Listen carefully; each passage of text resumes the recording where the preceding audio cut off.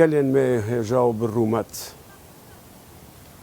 gelê Kurdê qahreman li Rojava û her derekî Kurdistan.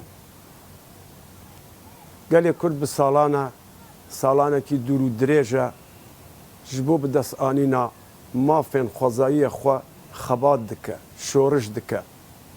Zêdetir li 30 şorişên me di nav xûnê de hatiye gewzandin. Kurd mîletekî qehreman e, şerker û şervanekî gelek bihêz e. Lê mixabin, dêrîk an dîrok ji me re selmand ku bi şer em nikarin bibin tiştekî. Kurd di siyasetê de mixabin lawaz e. Di roja îro de pirsgirêkên Kurd, meseleyên Kurd bi rastî gelek hatiye rû. Yani ew roja îro rojekî gelek girîng û dîrokî ye ji bo me gelê Kurd.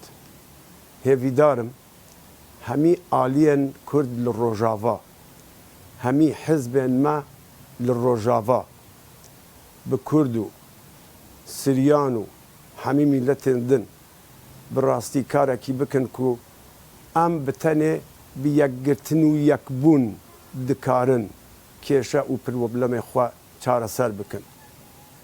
Ez weke stranbêjekî Kurd bi rastî dawakarim ku gelê me di roja îro de divê bifikre ku bi şer û bi çek em nikarin bi mafê xwe bigehin.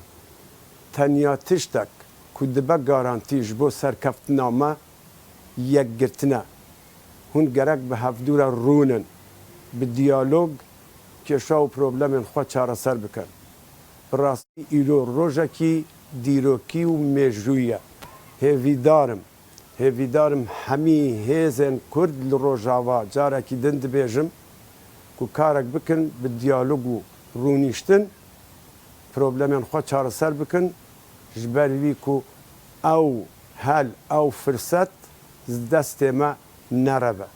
Hêvîdarim yekbûn û yekgirtin bibe amiyan, bibe hevênekî gelek bihêz ji bo me gelê Kurd. Hêviya serkeftin ji bo hemî.